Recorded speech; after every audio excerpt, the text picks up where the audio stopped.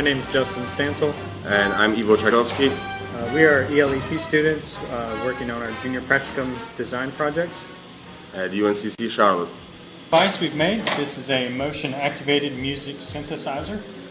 We utilize 4 IR sensors to read hand positioning. And so if you put your hand here, it will make a note here as well and here as well.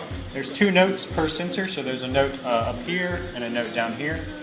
This potentiometer controls the tempo, so that's how fast the notes beat in between one another. This switch controls recording, and this LED indicates recording. Underneath here we have the breadboard that shows the connections for all the pieces. The IR sensors come in here on these connectors, here and here. This is the speaker. This is a LM380 audio amplifier. We have a 7812, it's a 12 volt regulator, and a 7805, a 5 volt regulator to power all of our sensors. All of our connections come down to here, and we've got headers soldered onto these wires. These all connect into the expansion slots on a National Instruments MyRio. And this is what we're using to control the device. So this is the Labview program we use to operate the device. Here you can see the beginning of our program. Right here we have reading the first IR sensor, and then it's going to read these sequentially.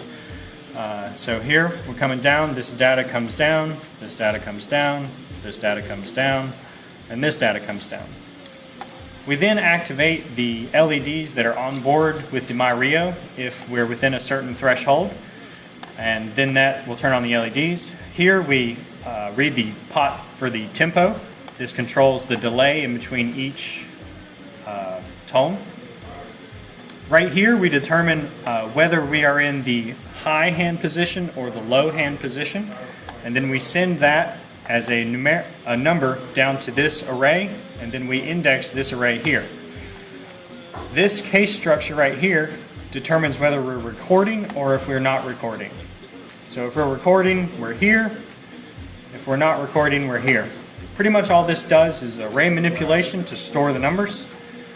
And then once the numbers are played through, we then come to this section, this case statement, which determines which frequency to play based off the number we got from the IR sensors. That is then driven to the speaker pulse width modulation output, and then it drives the tone. I'll actually show you how this music instrument works. Let's go. So now I'm here reading the notes.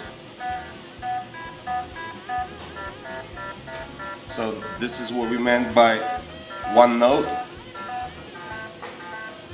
Now this is the second note that you can read.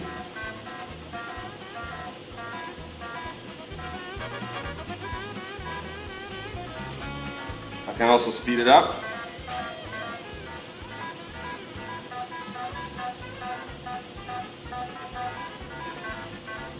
As well as I can record it.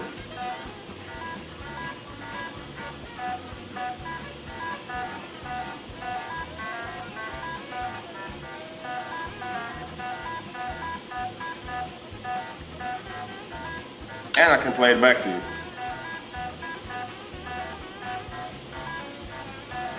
And I can also add tones on top of this playback.